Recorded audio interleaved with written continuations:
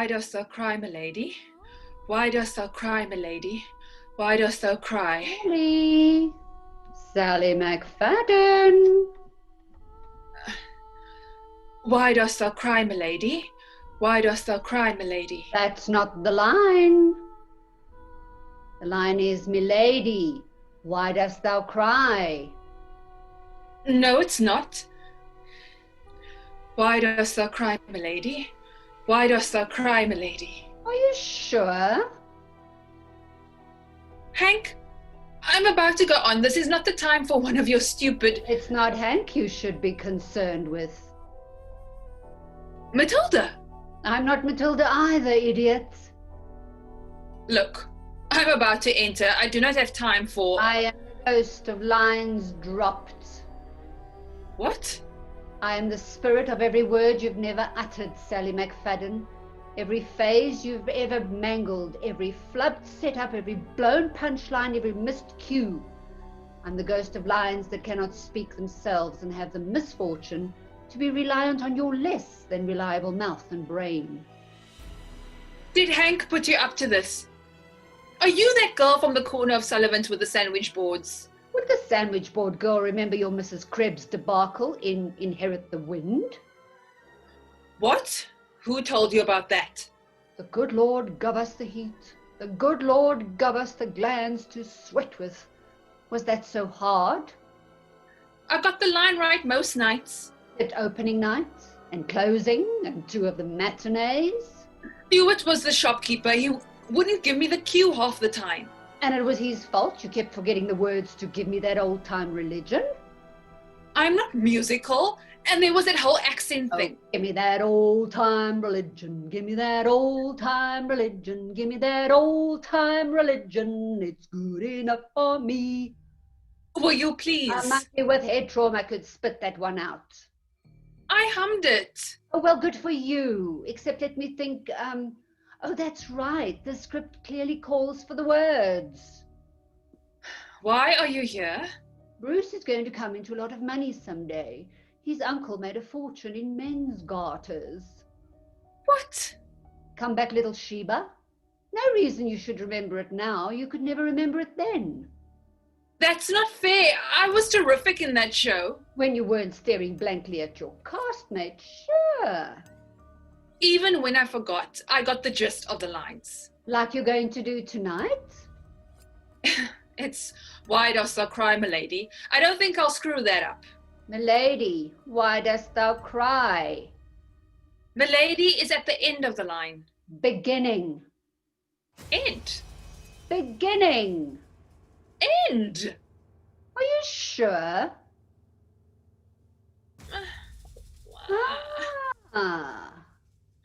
What difference does it make? The line means the same thing. Sure, the words aren't that important. It's only Shakespeare.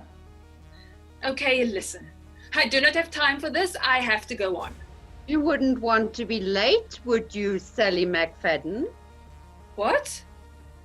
Not like the time you left everyone in our wilderness standing on stage looking like complete morons. Oh, no. Oh, yes. I am the ghost of entrances missed, Sally McFadden.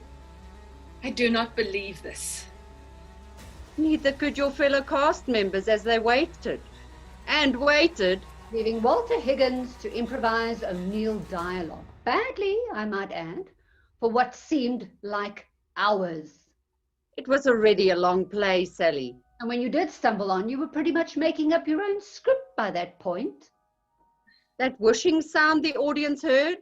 Mr. O'Neill spinning in his grave. It only happened that once. On that show? What about Pygmalion? That was a costume change. We could never get the shoes and belt on in time. The road to hell is paved with missed quick changes, dear. Well, I'm not going to miss this entrance. If you'll excuse me. Maybe you'll come in early, just like in Act 2 of Tartuffe. Nothing kills comedy like an early entrance. And of course you can imagine what that did to the other actors' lines. And yours, Sally, remember? Trying to improvise in rhymed meter? Why dost thou cry, my lady? Why dost thou cry, my lady? But then timing has never been your strong suit, has it, dearie? As witnessed by the response to your May in Cat on a Hot Tin Roof. Oh, dear Lord. I am the ghost of reviews awful. You knew he was coming, didn't you, Pumpkin? Sally McFadden plays May as a flurry of trills, coos and chortles. Not so much as a human being, but as a house bird locked in a losing battle with Tourette syndrome. That was a character choice. Not an effective one, apparently. The usual amount of paraphrasing. And you only made that entrance in Act 1 on time because Cooper dragged you on. That was that critic, Charles what's his name. He hated me because I snubbed him at a party. In The Crucible, McFadden once again displays her improbably gawkish stumbling style as Betty Paris, adding much needed, if unintentional, levity to the grim proceedings. I'd take that one, Noodle Dumps. It was almost positive. That was a college production. You can't judge college productions. Her perambulatrionics are all but unwatchable. See, perambulatrionics. What is that? He made that word up. You can't make up words. I wouldn't be throwing stones, Miss Glasshouses. I got plenty of good reviews. Sally McFadden performs adequately in the undemanding role of Clementine. I'm not listening to this. All of you. Doesn't matter whether you listen to us or not. What matters is the directors and producers listening to us. What? What a dump. Hey, what's that from? What a dump. Who is that? That is the ghost of roles off limits. Dumbbell. It's from some goddamn Betty Davis picture. Some goddamn Warner Brothers epic. That's Martha from Virginia Woolf. I could still play that part. Not with your reputation in this town, Dumpling. That's a lot of lines, honey. Now then, let me look at you. But don't you look at me, Stella. No, not till later. Not till we've bathed and rested. And turn that overlight off. I won't be looked at in this merciless glare. I might be up for Blanche. I'd make a great Blanche. Miss McFadden had the audience wishing not only for paper lanterns to dim the light around her, but for a merciful Stanley to shatter every bulb and free us from having to view her performance. That is what they'll say, isn't it? Goodbye, Torvald. I won't see the little ones. I've put the keys here. Goodbye. I'll never be cast as Nora, will I? Think what would happen if you missed that exit. Torvald, Krishta, Rank, Helmer. You have your hands full with English names. 2 minutes into The Doll's House, the audience found itself in the unique position of screaming at the stage for Nora to leave now. For God's sake, now! Stop it! Attention must be paid. Did I mention you forgot the chorus to Oklahoma? Stop it! Why, I bet you've missed your entrance now altogether. Out, damn spot! An otherwise lovely production with one outstanding blemish. I feel pretty, oh so pretty. Stop it! I don't care. I may have blown lines and entrances and gotten lousy reviews and been passed over for leading roles, but you know what? I was cast and I kept on getting cast. So just maybe I did something right, huh? And now I'm cast as the stupid handmaid in stupid Troilus and Cressida, but you know what? I am going to go out there and I am going to say my one line and listen to my fellow actors and react and do the best damn job I can do with what I've been given. Because there is an audience out there who left their homes, not to see Sally McFadden, but to see Troilus and Cressida and hear and feel something beautiful. And I get to be a part, a tiny, teeny, itty-bitty part of that beauty. And I am going to be the best damn tiny, teeny, itty-bitty part I can be. Because that is my job. Because I am an actor. Now, out of my way.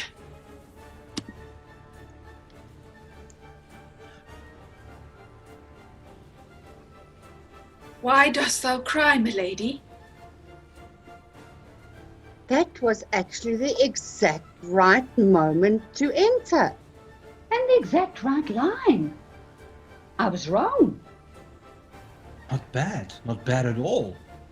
You thought that you know that you Never thought Sally could do that. Did you think Sally could do that? I am very impressed. I can't believe it. I must.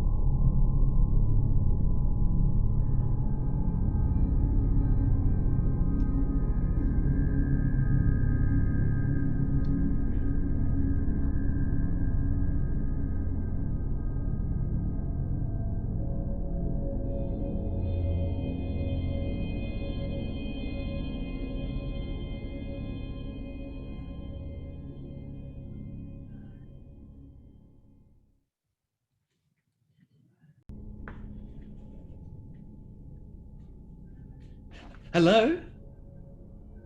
Hello? Yes, it's Carl. I gave you the dog Hardy, remember? Yes. Oh, the miracles of technology never cease, do they? Yeah. Oh, is he? Oh, that's great. Oh, he loves those tennis balls. Oh. Well, I guess I was just feeling like I should have given you a little bit more information about him. No, not at all. You seem like you'll be a great owner. No second thoughts. Like I said, he was just too much for me to handle right now, and it's it's kind of why I'm calling. The thing is, it's kind of weird. As in, I'm not sure how you'll take it. I don't really know your beliefs or your background or anything. Oh well, because people believe different things and that affects how they hear. Why don't I just say what I call to say and you do with what you want? Okay? It's about my brother Stuart, who disappeared about a year ago. Well, nobody knows where he went. That's what I mean by disappeared. He said he was going to the movies one night and just never came back. I'm not sure. Some kind of a horror movie, I think. But the point is, my brother had some problems. I know he was into some weird stuff, and he had a really bad temper, and he just had a really weird energy about him, and so bad things seemed to follow him around. Like, before he disappeared and would show up here, my phone, the garbage disposal, and my TV all stopped working. On the same day, though, but that was minor stuff. During the time he was living with me, our trees got a disease. Our neighbor upstairs died. Things like that. I know, but he would say really hurtful things, like he blamed me for my dad's death. And after I said I wouldn't give him a ride, he just said, "Well, I hope your car would burst into flames." I know, but the thing is, though, he disappeared, right? Then, about a month ago, Hardy showed up in the backyard digging up the plants. So, I've been thinking about Stuart a lot. I missed having company, so I decided to take Hardy in and look after him. They just seem to have a lot of the same problems. Hardy and Stuart. The trees got the same disease again, and the Wi-Fi keeps going out. The hot water heater burst.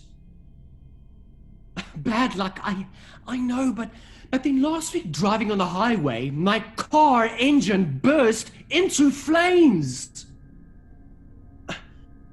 Thank you, I'm fine, but it No, really, I really wish I was joking. Thank you, I'm fine, but it was just frightening, so I just thought... But it's more than that, though. It's that I think they are the same. Hardy and Stewart. Yes, that's what I'm saying. I don't know, but yes, something like that. You're right, I probably am crazy, but just in case I'm not, I just wanted... But look at his nose, though. It has a scar. Stewart had that same scar from a motorcycle accident.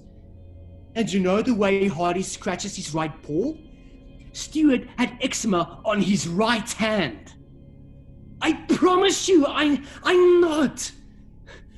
I don't know. I just felt like I needed to tell you, and now I told you. Oh God, no. No, I don't want him back. I don't know. I'm sorry to burden you. Maybe you were just better off not. Hello? Are you there? Hello? Hello?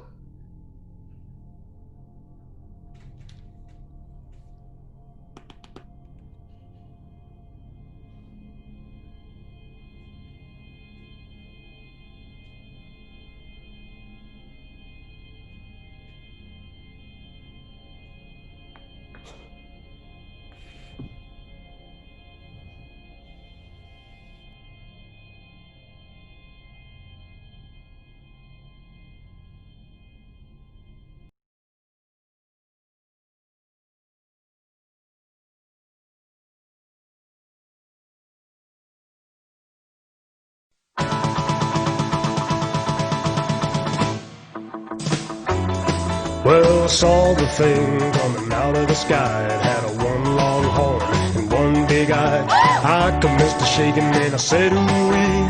It looked like a purple people eater to me. It was a one-eyed, one-horn flying purple people eater.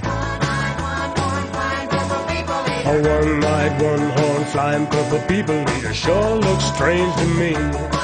Oh, well, he came down to earth and he lit in a tree. I said, Mr. Purple People Eater, don't eat me. I heard him say in a voice so gruff, I wouldn't eat you 'cause you're so tough. it was a one-eyed, one-horn flying purple people eater. One-eyed, one-horn flying purple people eater. One-eyed, one-horn flying purple people eater sure looks strange to me. I said, Mr. Purple People Eater, what's your line? He said, I eat purple people and it sure is fine. But that's not the reason that I came to land. I wanna get a job in a rock and roll band. Well, bless my soul, rock and roll, flying purple people eater. Pigeon-toed, undercoat, flying purple people eater. Friendly little people eater, what a sight to see. And then it swung from a tree and it laid on the ground. And it started to rock, really rocking around. It was a crazy ditty with a swinging tune. Sing a bop, bap, a boop, a lop, a loom, bam, boom. Well, bless my soul, rock and roll, flying purple people eater. Pigeon-toed, undercoat, flying purple people eater. I like short. Flying purple people eater, what a sight to see. Well, he went on his way, and then what do you know? I saw him last night on a TV show. He was blowing it out, really knocking them dead, playing rock and roll music through the horn in his head.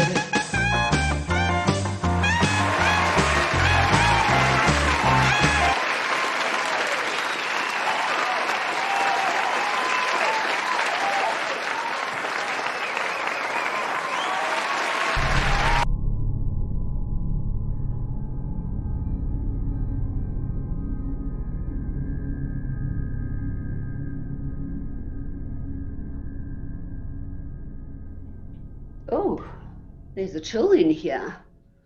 Although it's only just been put on the market. The apartment has been empty for quite a while, and I thought we'd start in the kitchen. Do you usually begin by showing people the kitchen first? Well, it depends. Well, on what? Whether the prospective buyer is a woman. If the prospective buyer has said a fully fitted kitchen is high on their list of must-haves. Did I put that on my questionnaire? Well, no, it doesn't seem to have kitchen requirements. So how are you going to sell this apartment to me? What? I mean, pardon? I'm looking for a sound investment. Money is no object. Oh, is that so, madam? Well, in that case, let me show you the cupboards. Once you've seen a cupboard, you've seen them all. Yes, well, I mean, these are bespoke cupboards. A cupboard is a cupboard. Yes, well, as you can see, madam, there is going to be a carousel. A carousel is for a fairground. And why are you calling me madam? It's company policy. These bespoke cupboards are very high.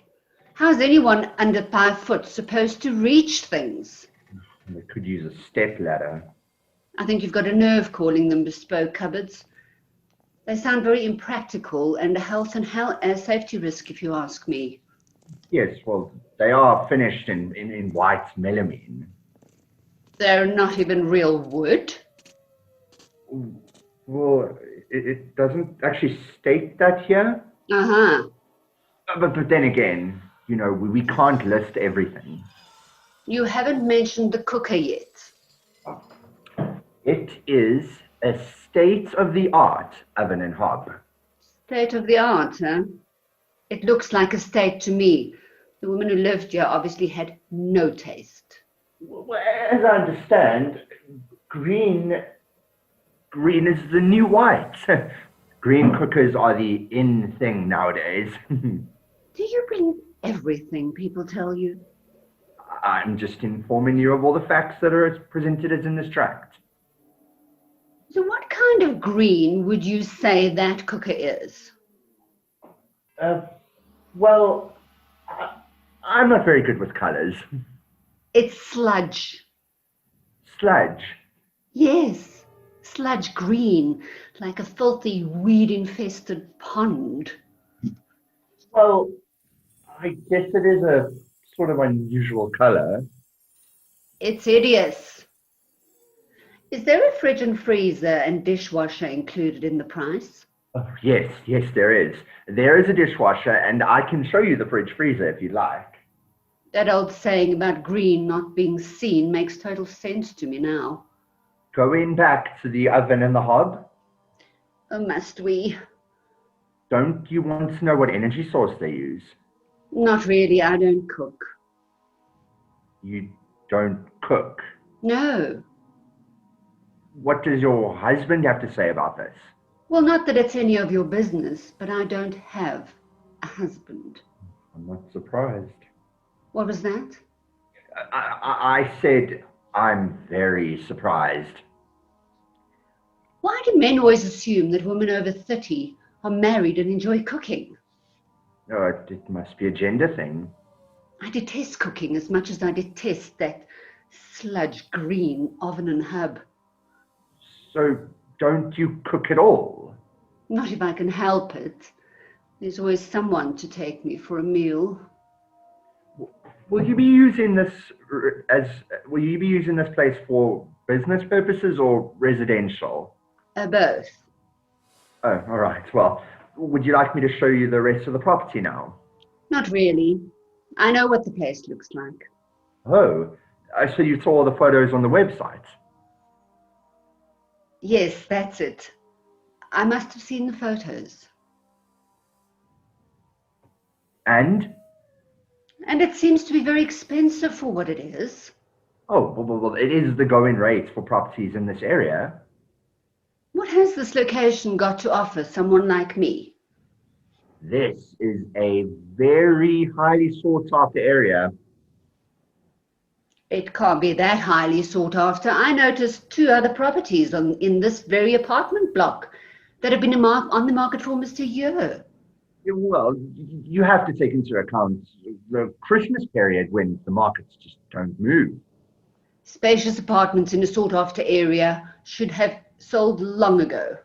As I said, the market fluctuates. I was wondering why the adjacent apartments are for sale, I have no idea.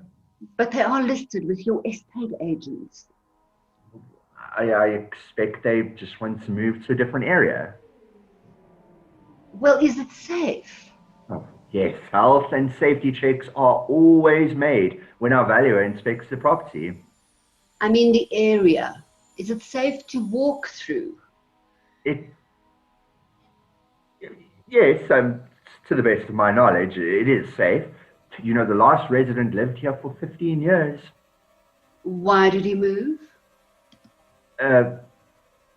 They died? Here. In this apartment. Yes. So there might be a ghost. No, I don't believe in ghosts. No, you don't look the type. How did he die? Who? The previous owner. Them. Not one person then? No. Shall we go and look at the rest of the property? You know, I haven't shown you the bedroom yet. Slow down a minute. When I mentioned owner, you said them. Plural. How many people lived here? Well, just two. It was Mr. and Mrs. Lovejoy. And they both died in this apartment. Yes. It was all over the newspapers. Oh, was it? I don't live in the town. Oh, yes, I forgot. You said that you moved because of your job? That's right. I don't know the area and I haven't seen the local papers. So, how did they die? They were murdered. Well, that puts a different slant on things. I thought they would. How were they murdered? Oh, you don't want to know. I do. That's why I'm asking you. Seriously? Yes. Well, police believe that it was Mr. Lovejoy's mistress, but they had no evidence on her, so she was discharged. A crime of passion? A bloody murder. I'll take it. What? I said I'll take it. You want to buy this apartment? Yes. If you take it off the market right away, I'll pay the asking price. But the high shelves. Oh, I'll get a step ladder. And the sludge green appliances? Well, you said green is the new white. I can always change them when green goes out of fashion. But what about the murders? What about them? That doesn't put you off this place? No. You said the police suspected one of Mr. Lovejoy's mistresses. Well, mistress, just singular. Although, rumor has it that he had one in every town. I expect he did. A traveling salesman by all accounts. Charming his way across a woman's doorstep and into her bed. Right. Have the bloodstains been cleaned up? Are you sure that you want to buy this property? Perfectly sure. Earlier you mentioned a bloody murder and I just wondered if there was any trace of blood. Well, I mean, the bedroom has been thoroughly cleaned and redecorated since. That's good. What was that? Oh, there must be an open window. Either that or it's a ghost. I'll go check the windows. I told you, I don't believe in ghosts. But I do. Well, here I am again, Richard. I told you I would move in with you one day.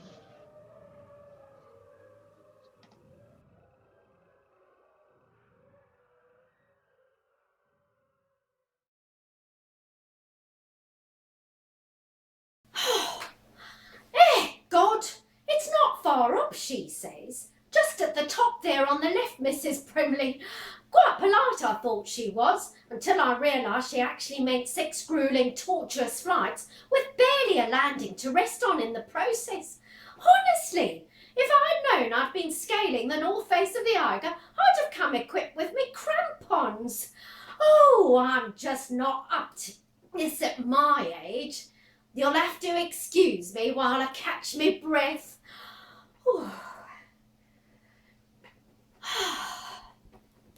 Ah, that's better. This is a new job, see? I gave up cleaning at the pub last month. It wasn't so much the boss, Mr. Hargreaves, and his persistent bad language, although that was a trifle unnecessary at times.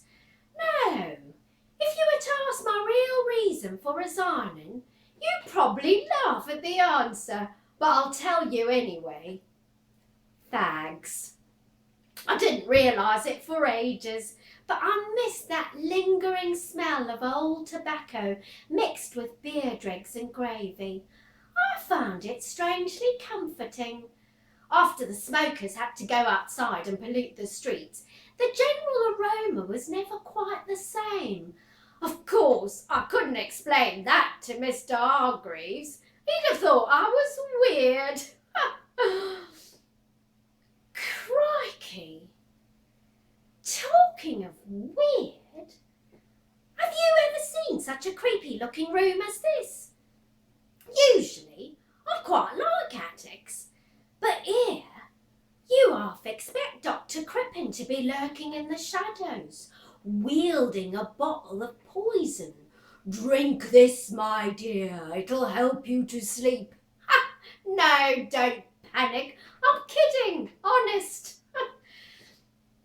Mrs. Randolph, that's the owner of the house, not a bad soul as it happens, if a trifle on the posh side. Talks with half a dozen plums obstructing her vowel sounds, if you know what I mean. Mrs. Brimley, she says, I'm hoping to let the whole of the top floor to a gentleman lodger, so I want it spick and span before he moves in. Well, spick and span is my speciality, and I said as much to Mrs. Randolph.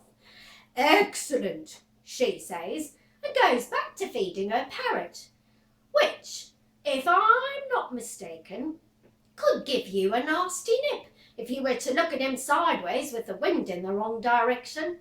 Not that I'm planning to go anywhere near him. I'll just confine myself to the top floor, and Lord knows there's enough to be getting on with here. Just look at the state of it. It's like no one set foot over the threshold for the best part of 100 years. Dust, dust, and more dust. And just look at that window over there. Filled in and plastered over as if someone were trying to pretend there never was a window in the first place. Still, ours is not to reason why, as somebody famous once said. And I'll tell you something else for nothing. Any gentleman lodger brave enough to take these rooms for anything more than a week or two is going to need the stamina of Mo Farah. Ha!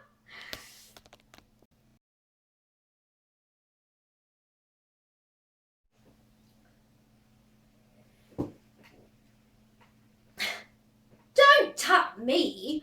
I'm on my break. And I can tell you, if anyone deserves a cup after the morning I've had, it's Mrs. V. Brimley, widow of this parish. Even though I did have to toil down 6 flights of stairs to make it myself. I could have had it downstairs in the kitchen, but Mrs. Randolph's parrot was giving me one of his Spanish Inquisition looks, so I retreated, back up here. Worth it, of course. My coffee's only just gone tepid.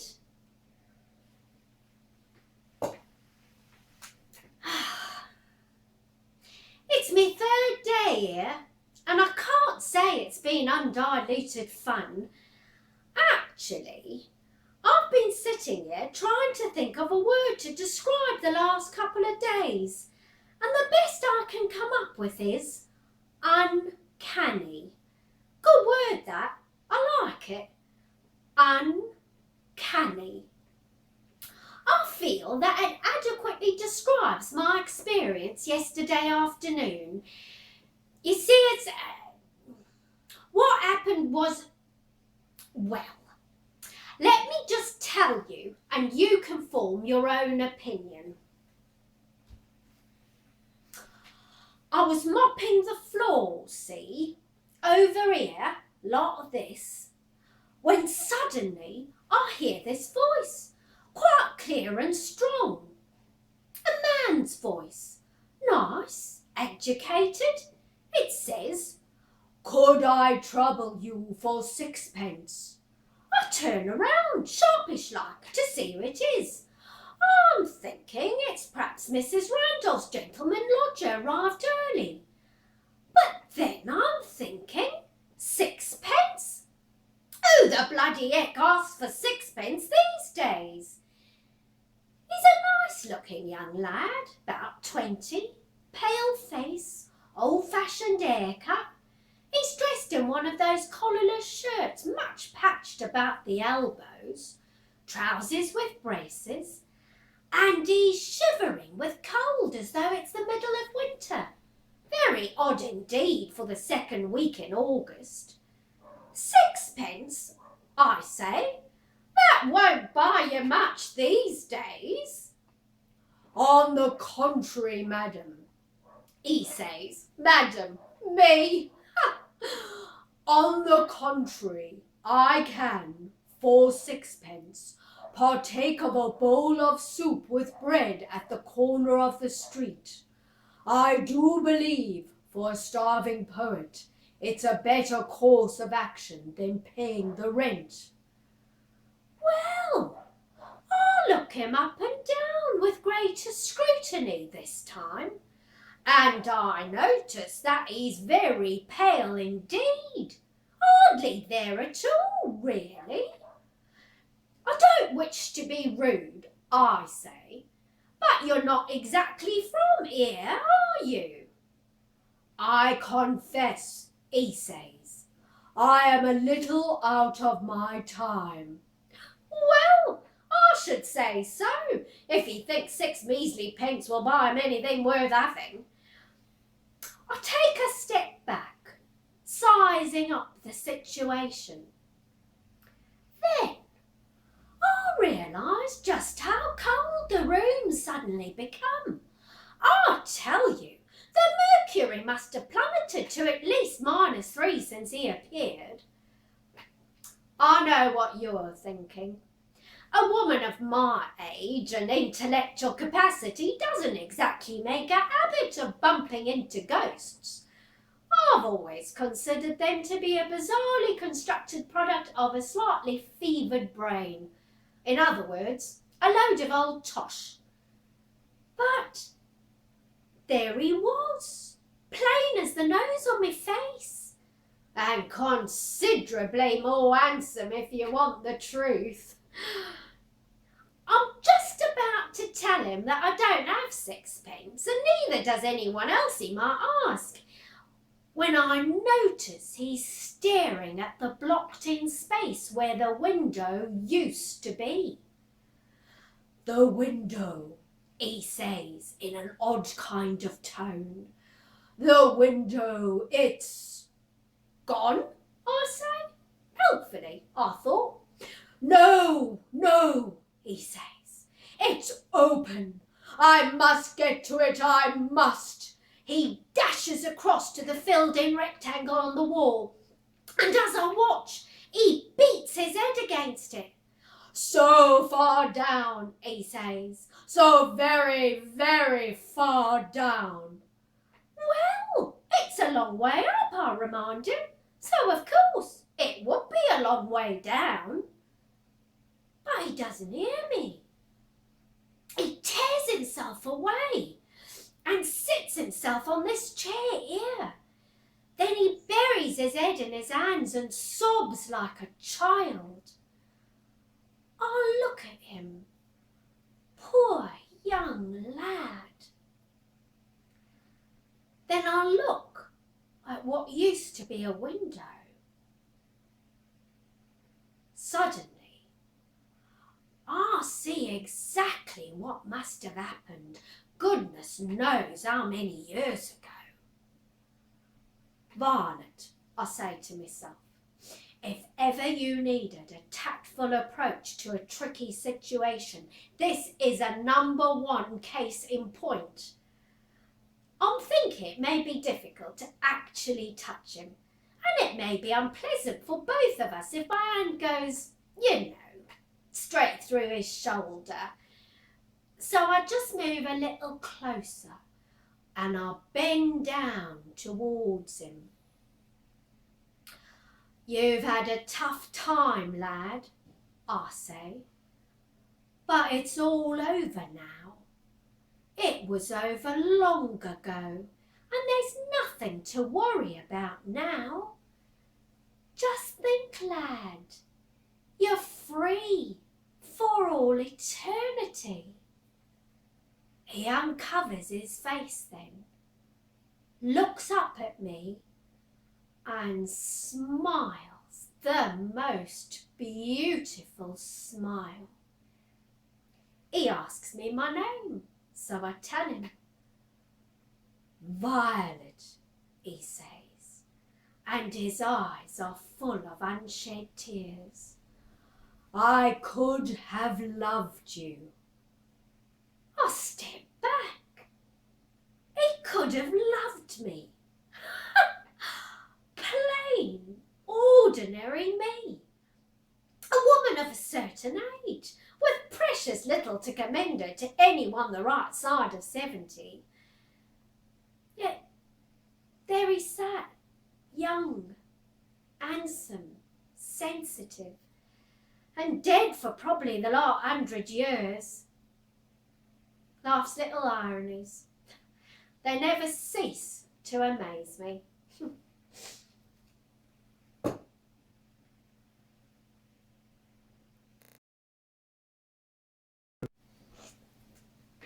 It's me last day. Mrs. Randolph's highly satisfied with the work I've done up here. I can't say the same for the parrot. He gave me what I can only describe as a malevolent look on my way past this morning. I've just popped up here to collect my accoutrements before I head off. The gentleman lodger's arriving tomorrow. That should be interesting, especially if young Thelemy lad is out and about. But somehow I don't think so, and I'll tell you for why. I did think after our conversation 2 days ago that I may have reassured him enough to move on, you know, through the pearly gates and off to pastures new. But he had one more surprise up his ghostly sleeve. Yesterday I dropped me duster, and I was just bending down to pick it up when I noticed a tiny scrap of yellowy paper wedged down between the floorboards. Just here it was. I prized it out and opened it up. It was a poem. Here we are. Shall I read it for you? Violet, the very name doth conjure visions of purple fields in sunlight nodding with their blooms.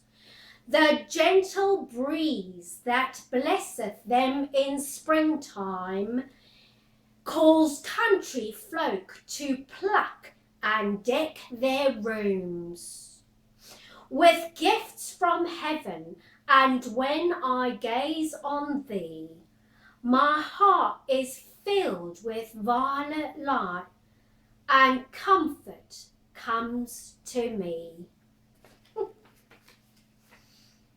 Oh, go on then, be critical. Tell me he's a pretty poor poet, if that's the best he could do. But that's not really the point, is it? Maybe it's not meant for me at all. Maybe he had a sweetheart called Violet all along. Who knows? But I like to think that just for a moment. What's that, Mrs. Randolph? Am I nearly done up here? Certainly, Mrs. Randolph. All spick and span, just on me way down.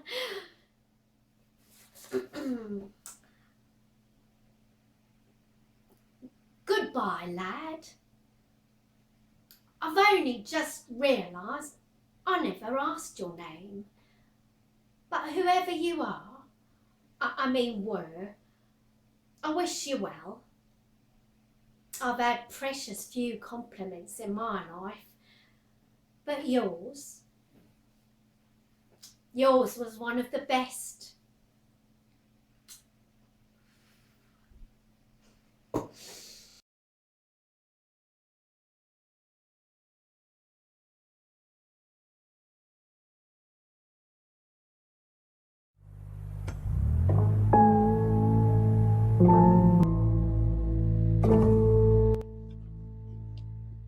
The frozen fowl of Pond Square.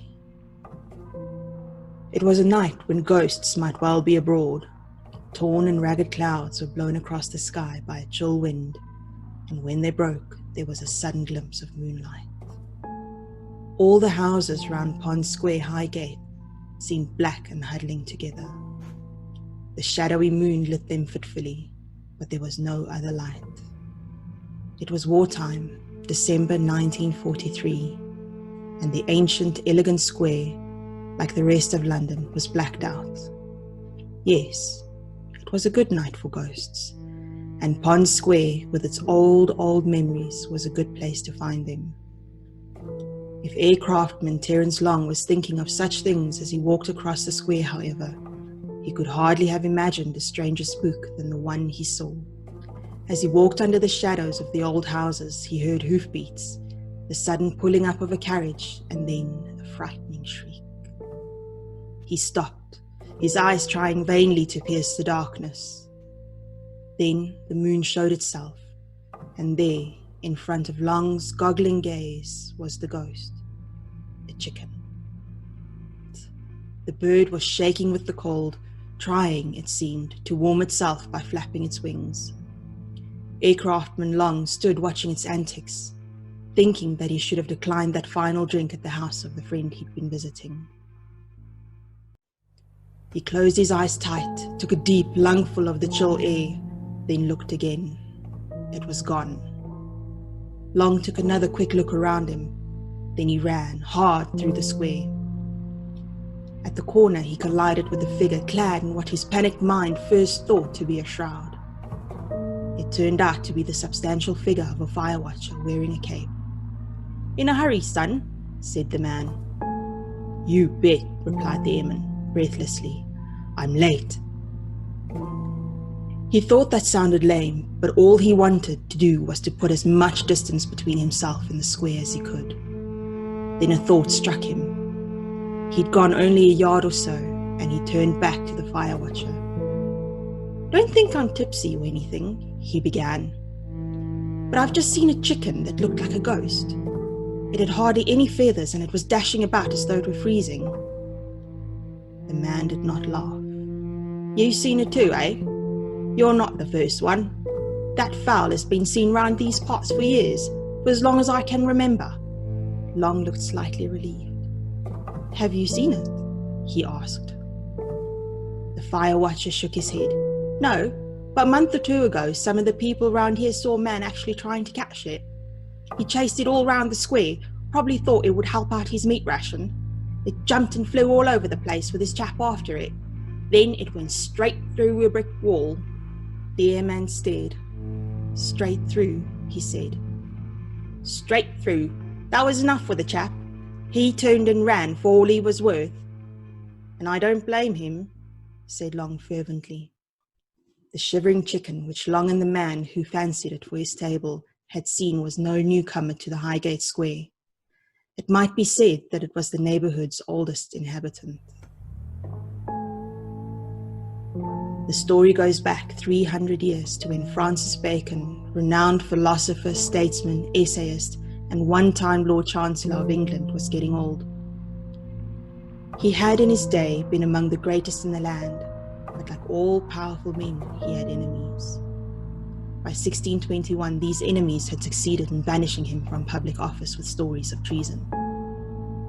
With his retirement from public life, Bacon gave himself to his writing and to his scientific experiments. For 6 years, he worked industriously and happily.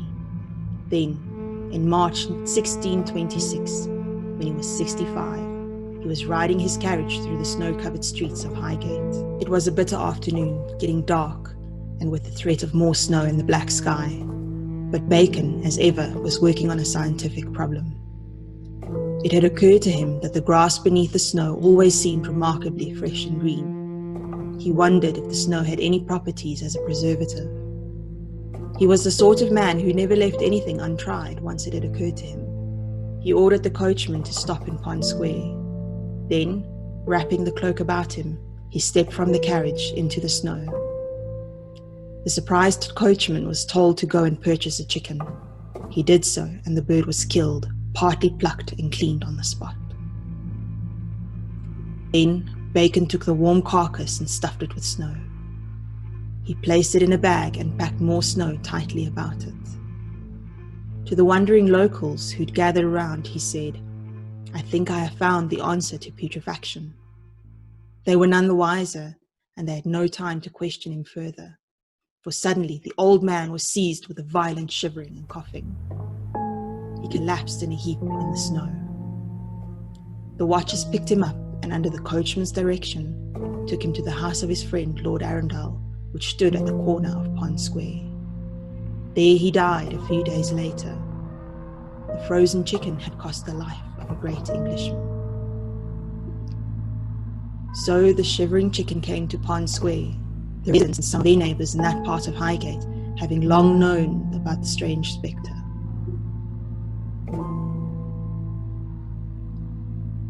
Do you have a frozen chicken in your fridge?